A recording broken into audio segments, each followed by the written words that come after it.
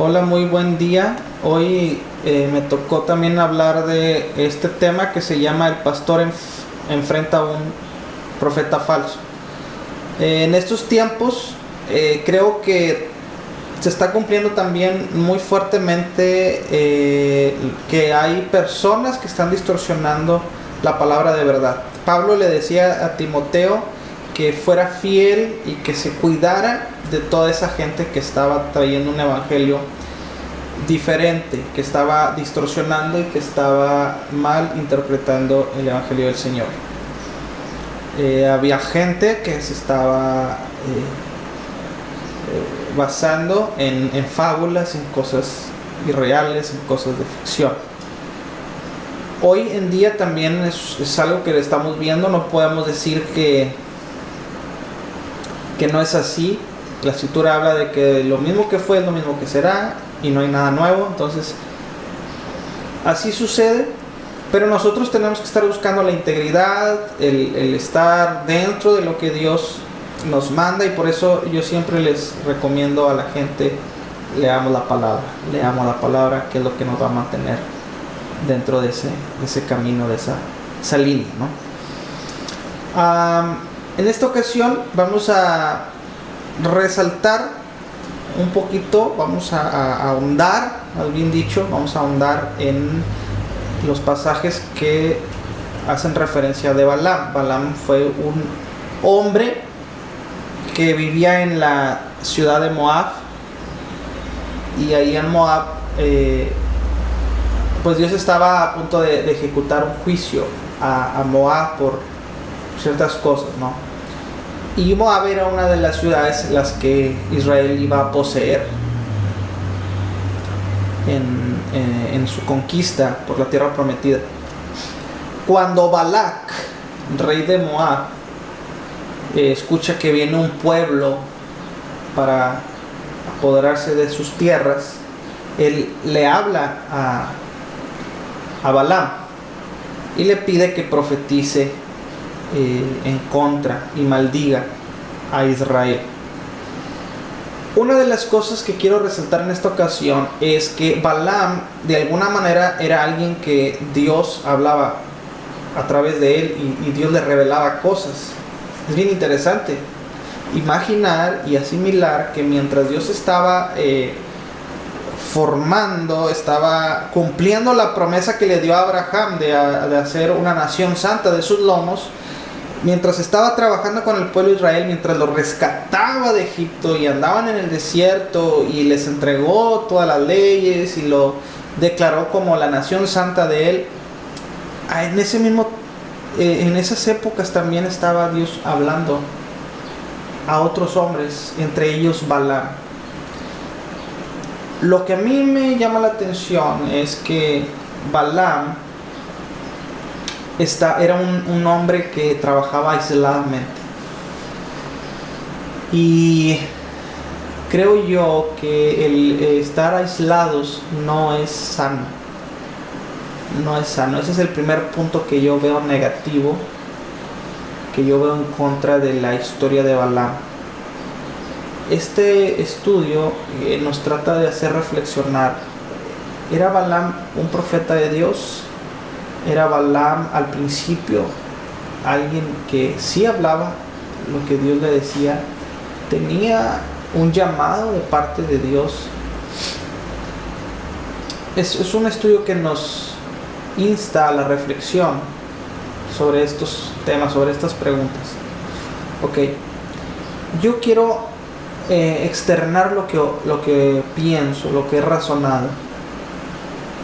Pienso yo que así como a Balaam, Dios le habla a personas.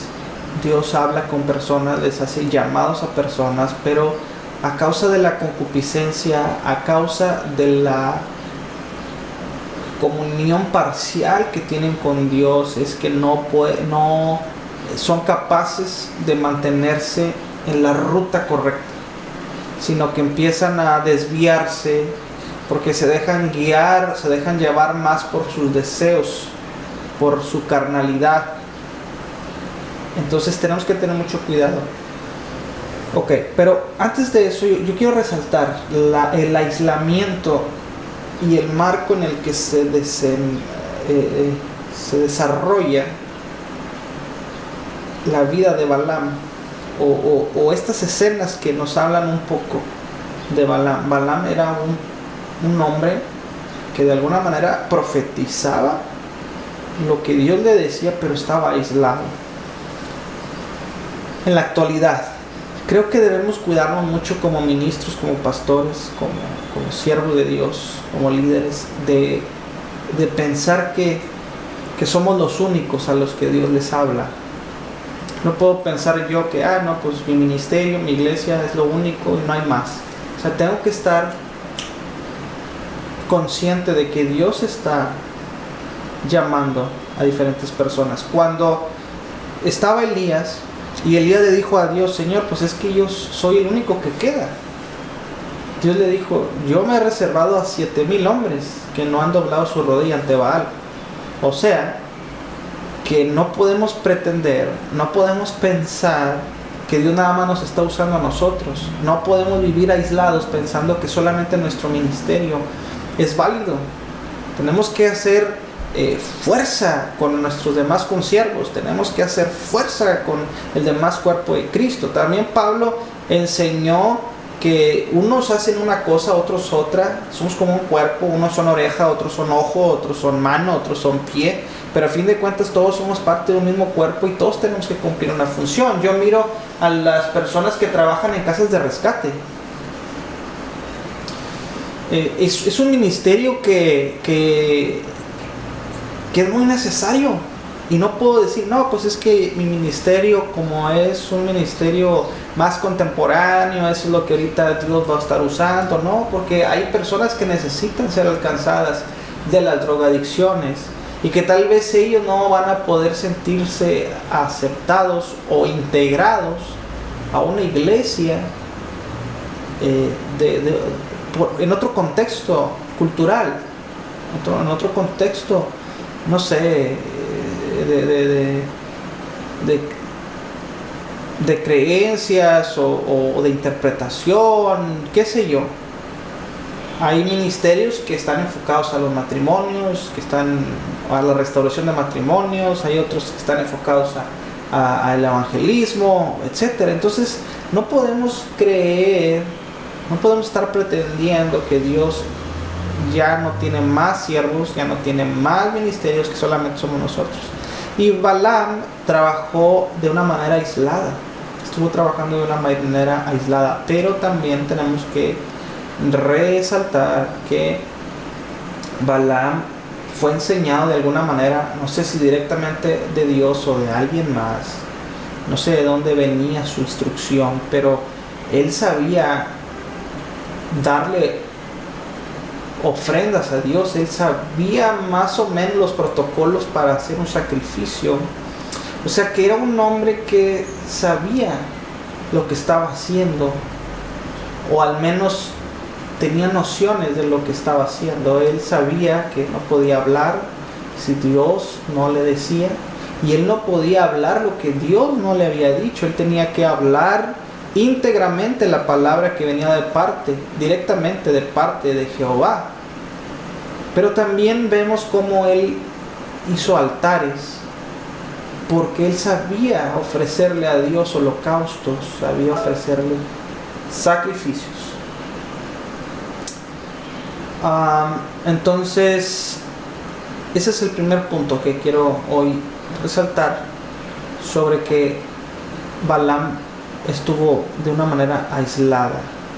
Entonces, creo que eso es una evidencia de cuando un ministerio va por buen camino o no. Si estamos tratando de aislarnos, de vivir nosotros en una burbujita, en nuestro propio mundo, tarde o temprano puede haber consecuencias negativas.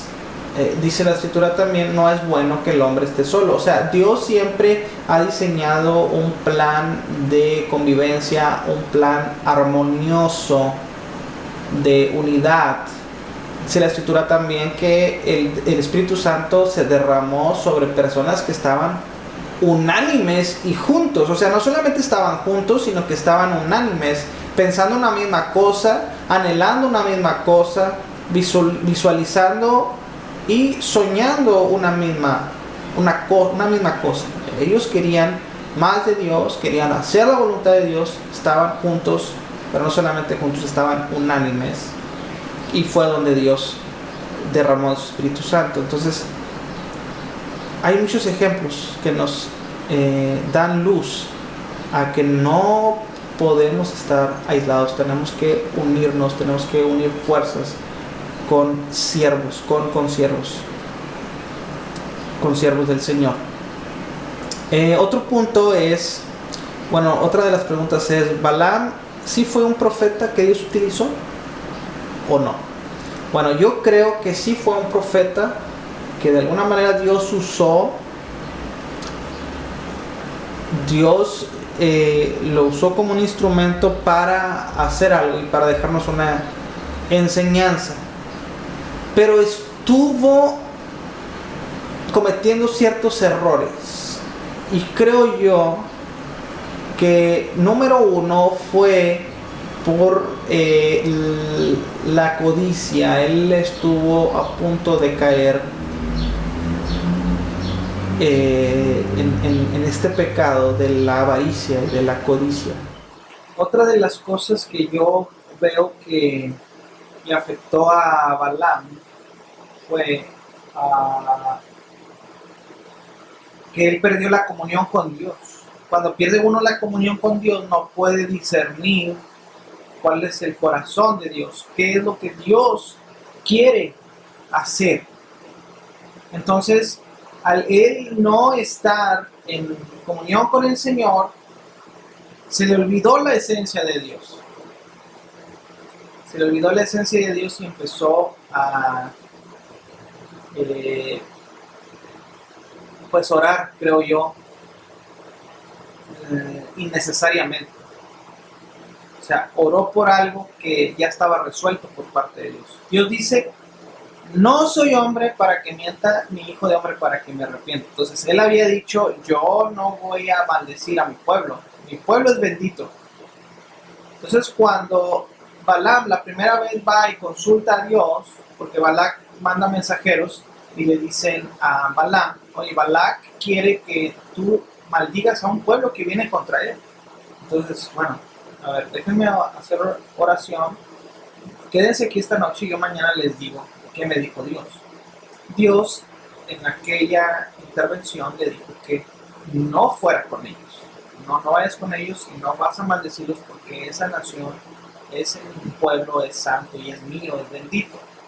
Entonces al día siguiente se levanta Balaam y le dice a los mensajeros: vayan por donde vinieron y díganle a Balac que no voy a ir, que Dios me ha dicho esto. Entonces los mensajeros van, le dan la razón a Balac, y Balac vuelve a mandar a los mensajeros y les dice: ven, yo voy a darte todos los presentes que tú quieras, pero quiero que maldigas a este pueblo. Y ahí, esto es clave, porque Balaam, cuando Dios ya le había dicho algo, él va de nuevo y le pregunta a Dios, como diciendo: oye, Señor, ¿estás seguro de lo que estás diciendo? ¿Si realmente quieres matarlos?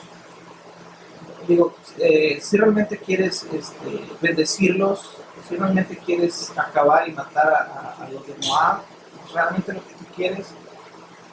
Entonces, por eso yo digo que cuando se pierde la comunión con Dios y cuando se deja de estar calibrado, se deja de estar en sintonía con el Espíritu Santo, con la voz de Dios, uno no puede interpretar cuál es la voluntad de Dios. Si nosotros no estamos en comunión con Dios, leyendo su palabra, no vamos a saber cuál es la voluntad de Dios. Y vamos a estar orando por cosas que no son la voluntad de Dios. No puedo orar por algo que Dios está condenando. No puedo orar para que Dios cambie algo de lo cual Él me está diciendo en su palabra que no debe ser así. Es muy diferente esta situación, porque Balaam estaba como diciendo: Señor, ¿estás seguro de lo que estás haciendo? ¿No será que te estás equivocando? ¿Sí? O sea, puso en tela de juicio la instrucción de Dios, puso en tela de juicio la decisión y la voluntad de Dios. No es lo mismo que cuando Abraham le intercedió por Lot. O sea, la intención de Abraham era interceder e implorar por misericordia. Pero en esta ocasión Balaam estaba tratando de evidenciar o poner en tela de juicio la decisión de Dios. Entonces no es lo mismo, aunque pareciera ser lo mismo, no es lo mismo. Abraham estaba intercediendo. Ahora, si nosotros analizamos el episodio de Abraham, nos damos cuenta de que Dios nunca se retractó.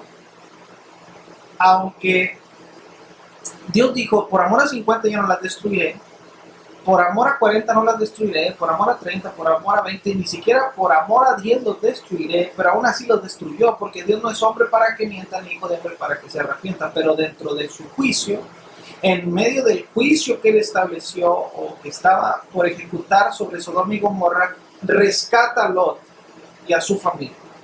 O sea, Dios no se iba a retractar del castigo que tenía para Sodoma y Gomorra, pero iba a rescatar a Lot y a la familia por la intercesión de Abraham. En este caso es otra cosa muy diferente, porque Dios va a hacer venganza contra los de Moab, contra los moabitas. Y uno de los príncipes de Moab quiere que maldiga el Balaam al pueblo bendito de Dios. Entonces Dios dice, yo no lo voy a hacer, yo no voy a maldecir al pueblo que yo elegí. La segunda vez viene Balaam, le dice, Señor, ¿estás seguro que no será que por ahí podrás hacer una excepción y maldecir realmente al pueblo que tú dijiste que ibas a bendecir? Y fue cuando Dios le dijo, yo no soy un hombre para que esté mintiendo, ni soy hijo de hombre para que me retracte de lo que dije. Pero ve con ellos. Y cuando estaba yendo hacia el lugar donde le habían llamado, dice que un ángel con una espada desenvainada se le aparece frente a el asno en el cual iba montado Balaam, y el asno se desvía, ¿no? Y lo hizo estas 2-3 veces, y después Balaam golpea al asno. Y fue cuando en su terquedad, en su necedad, o sea, más bien en su frialdad, quiero mencionarlo así, en su frialdad, en su distanciamiento con la presencia y la comunión con Dios, él perdió la sensibilidad, él perdió el discernimiento,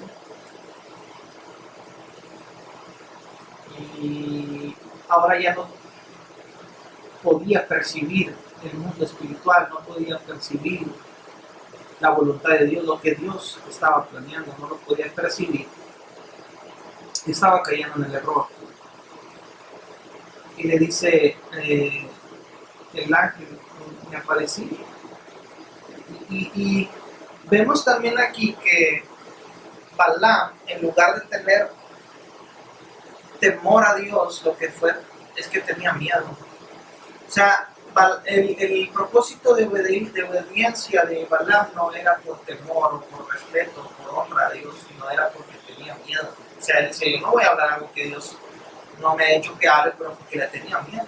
O sea, no tenía una comunión con Dios, en pocas palabras. Balaam no tenía una comunión con Dios y actuaba en base a sus supersticiones, en base a sus miedos, en base a todo ese tipo de cosas. Entonces, cuando Dios le dio una instrucción, él no pudo percibir, él no pudo discernir la intención de Dios. Se encuentra con Balac y le enseña, le dice, mira, vamos a hacer un altar, vamos a sacrificar a estos animales. Y Dios en ese altar le dijo, no vas a maldecir, vas a bendecir, vas a decir esto, y empieza Balaam a profetizar, y le dice, ¿qué te pasa? ¿Por qué estás hablando bendición contra el pueblo? No te digo que maldigas, que no puedo hablar algo que Dios no me dijo que hablara. Pero mira, vamos a hacer otro altar. Entonces, creo yo que Balaam estaba como a medias tintas, estaba, no era ni caliente ni frío, sino que estaba a mitad. Le tenía miedo a Dios, no quería desobedecer a Dios, pero por otro lado, estaba tratando de convencerlo de hacer algo que estaba en contra de su voluntad. hace 3 o 4 altares para tratar de persuadir a Dios, pero Dios estaba decidido a bendecir a su pueblo. Y por últimos puntitos, ya lo mencioné, hay que notar que Balaam desconoce los propósitos de Dios, por eso insiste una y otra vez. Cuando desconoces la esencia de Dios, no te percatas de cuando es prudente insistir sobre algún caso que Dios ya tiene resuelto. O sea, no nos damos cuenta cuando es apropiado y cuando no. Estar orando a Dios, o sea, cuando sí amerita la oración y cuando no. Balaam es un sinónimo de codicia, de avaricia, de impiedad, porque quiso enseñar a Balac a hacer sacrificios a Dios, para que Dios actuara de acuerdo a su conveniencia. Esta es otra tipología del pueblo de Israel cuando empezaron a hacer sacrificios nada más por inercia, empezaron a sacrificar animales. Llegó un momento en el que Dios se enojó y dijo: ya estoy hastiado de sus sacrificios, de sus grosuras, ya no los quiero más. Y lo que Dios quería era su corazón, y ellos no querían entregarse a Dios y querían lavar sus pecados con sacrificios de animales. Y dijo: ya estoy cansado, estoy harto, ya no quiero más, ya no me son de agrado sus sacrificios. Entonces, eso es lo que pasa cuando nosotros queremos hacer algo para Dios, pero no somos íntegros ante Él, cuando realmente queremos servir a Dios, pero por conveniencia, y le queremos traer un sacrificio para que Él haga lo que nosotros queremos que Él haga. Nosotros no podemos traerle sacrificio a Dios para que Dios haga o cumpla nuestros caprichos. Dios ya tiene resuelta su ley, Dios ya dijo cómo debemos conducirnos. Nosotros vamos a traer sacrificios a Dios como ofrendas de paz, como ofrendas de alabanza, para tener una devoción hacia Dios, para tener comunión con Dios, para exaltarlo, para traerle alegría al Señor, pero no para que Él nos cumpla caprichos, para que Él cumpla nuestros caprichos. Entonces Él, con el conocimiento que tenía, con el mucho conocimiento que tenía de hacer sacrificios, Él quiso también instruir a Balac. Mira, esto se hace cuando uno quiere tocar el corazón de Dios, se hacen estos sacrificios. Entonces, mira, vamos a hacer este sacrificio y tal vez Dios nos dé chance, nos permita maldecir el pueblo. Y dijo Dios: no, bendícelo, hacen otro. Él dice: no, bendícelo, hacen otro. Dice Dios: no, bendícelo, hacen otro. En fin, nunca Dios cambió de su opinión, porque ella tenía resuelto ese caso. Muy bien. Ahora, en el capítulo 31 habla de que ya el pueblo de Israel vino con los moabitas y se llevó cautivos a las mujeres, mató a todos los hombres, etc. Y entre todos los que mataron también a Balaam. Balaam había aconsejado, así lo que se entiende en estos capítulos, y también en Apocalipsis, dan a entender que Balaam, como no pudo hacer que Dios cambiara de opinión, entonces, para que el pueblo de Israel no matara a los hombres y a las naciones de Moab, Balaam, así se entiende, que Balaam aconsejó a Balac que le dijera a las mujeres que sedujeran a los hombres de Israel. Entonces muchos varones de Israel tuvieron que ver con las mujeres de Moab. Y las mujeres de Moab incitaron a idolatría al pueblo de Israel, a los hombres que se allegaron a ellas. Entonces estaban haciendo algo que Dios les había dicho que no hicieran, porque Dios en la ley les había dicho: no te hagas dioses, y no te inclinarás a imágenes, no adorarás a ídolos. Y es lo que estaba ocurriendo. Entonces dice que la ira de Dios se encendió y mató en aquella ocasión como a 24,000 hombres. Entonces, Balaam al principio escuchaba la voz de Dios, Dios hablaba a través de él, pero en un momento que se corrompió por la avaricia, la codicia, por la insistencia de Balac, también porque en algún momento él tuvo temor a que, pues, oye, estos vienen a matar a todos, me van a matar a mí, entonces, bueno, Señor, pues maldigo, ¿qué hago? O sea, él también estaba como que cuidando su vida, pero cuando vemos la historia de Rahab, como ella también, o sea, ella ayudó a los espías, los ayudó, les dijo, bueno, pues ya los ayudé, entonces cuando ustedes vengan, pues acuérdense de mí, que yo les eché la mano, ¿no? Entonces Rahab fue libertada, ¿verdad? O sea, ella no la mataron, porque actuó de una manera diferente. Y dice la escritura que por lo que ella hizo fue también introducida a la línea genealógica de Jesucristo, siendo que era una mujer que no era de Israel, no era nacionalizada de Israel, pero ella actuó diferente. Entonces, Balaam, en lugar de actuar humildemente, actuó de una manera en la que Dios se desagradó.